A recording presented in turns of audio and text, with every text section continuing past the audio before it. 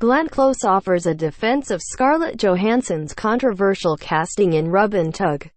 After becoming a lightning rod for Hollywood whitewashing conversations with their Ghost in the Shell adaptation, Johansson was set to reunite with director Rupert Sanders on the new drama, which is a biopic about transgender man Dante Tex Gill, who rose up the criminal ladder during his rather interesting life.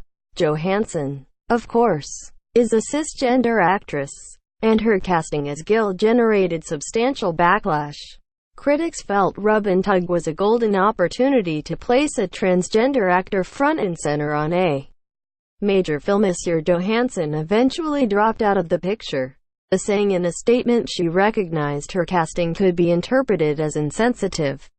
Supporters and members of the LGBT community expressed appreciation for the move, but there are those who felt Johansson deserved to portray Gill. Close, who once earned an Oscar nomination for playing a cisgender woman who pretends to be a man in Albert Nobbs, thinks parts should be open for the best persona available. Related, Jungle Cruise receives backlash for stereotypically gay role while on the HFPA in Conversation podcast. Hat tip: IndieWire. Close discussed the Johansson controversy and offered her thoughts on the situation. My thinking right now is that people who are producing and directing properties like that need to go out of their way to get trans actors jobs. But they also should have the opportunity to cast the best person. Acting is a craft. I think personally that anyone should be able to play anyone. It was a nice gesture on Johansson's part to leave Rub Tug, though a case can be made she did the project more harm than good.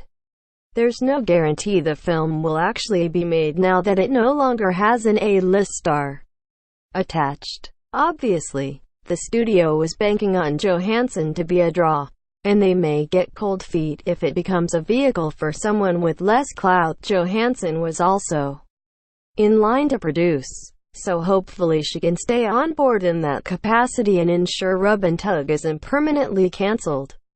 Gill's story has the potential to make a fascinating film if executed properly, and it would be a shame if Rub Tug is never made.